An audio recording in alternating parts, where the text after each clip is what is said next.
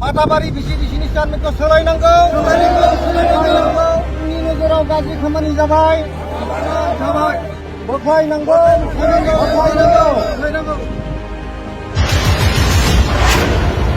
जिद'नं निसिमा फाथाबारि बिसिडिसिनि मासिगिरि निर्मल नार्जारिनि सायाव फाथाबारि ओनसोलनि रायजो राजाफोरा जाख्ल'नायनि सायाव गोख्रों अजद। एग्रिमेन्ट खालायनांगौ होननानै 5,000 फैसा मोनैनि खेबाखै। माबायदि एग्रिमेन्ट खालामजानो लुबैदों? एग्रिमेन्टआ गावसिना माबायदि खालामनांगौ थाखा नांगौ जाहैबाय आरो एग्रिमेन्टआव। बेसेबां थाखा बिदों? 5,000। सोर बिदों बेखौलाय? चेयारमेन आरो मेम्बारखौबो बुंबाय आं, मेम्बाराबो बे एखेयानो। चिरां जिल्लानि सिङाव थानाय 14नं निसिमा फाथाबारि बिसिडिसिनि मासिगिरि निर्मल नार्जारिनि सायाव गोख्रोङै जाख्ल'नाय अजद दिखांदों।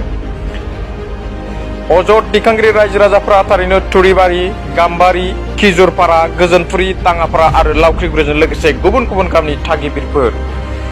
ओरैहाय निर्मल नार्जारिखौ सरकारि आसनि आरो बायदि बायदि खौरांफोर फैयोब्लाबो रायजो राजा आरो बिसिडिसिनि सोद्रोमाफोरजों लोगोसे मावथिफोरनोबो खबर होआलासेनो हारसिङैनो बायदि बायदि खामानि मावखोमायो होननाबो बुंथि ओनसोलनि रायजो राजाफोरा।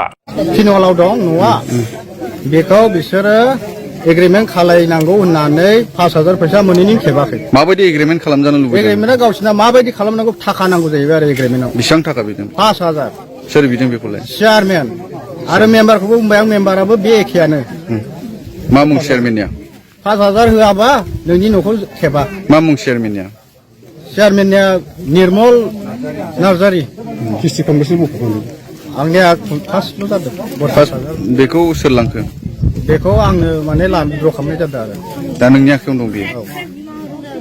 चेयारमेना बिदोंमोन नामा? चेयारमेना 5,000खौ बिदोंमोन, ओमफ्राय माने सेकेन्ड माबाखौ सोना होगोन होन्दोंमोन। ओमफ्राय दा 5,000 होआबा माने बेखौ होआ। बेखौ माने गावनो बुंबाय, गाव जानो बिबाय आरो 5,000खौ। नङाबा मा होनदों बियो?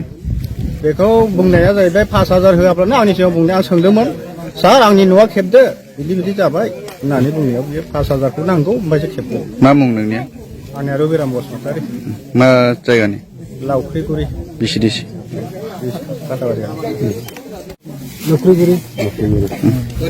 চৰকাৰৰ পৰা আপুনি ঘৰ লাভ কৰিছিল, কি হ'ল আপোনাৰ? ঘৰটো কমপ্লিট হোৱা নাই, জব কাৰ্ডৰ পইচা পোৱা নাই আৰু জব কাৰ্ডো লগাই দিছে।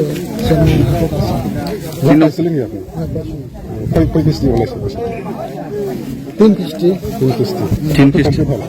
হোৱা নাই। কাৰ হাতত দিছিলে পইচাটো? চেয়াৰমেন। চেয়াৰমেন লৈছে। কিমান লোকে আগবাঢ়িছে ঘৰটো?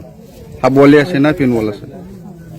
তিনিটা হৈছে, কিন্তু বেৰাটো হোৱা নাই। মুদা দুটা মুদা লাগে না। কিমান দেৰি হৈছে? মেলা দিন হৈছে। পইচা দিব লগা হৈছিল নেকি? আমি পইচা 3 কিস্তিত 3 কিস্তি ক্লিয়াৰ কৰিছোঁ। এতিয়া চেয়াৰমেনক সুধিলে চেয়াৰমেন কি কয়? কি ক'ব, কিছুই নকয়। জব কাৰ্ডটো লৈ অহা নাই, হয়া আছে বুলি কয়, বুজাব নাপঠায়। ঠিক আছে।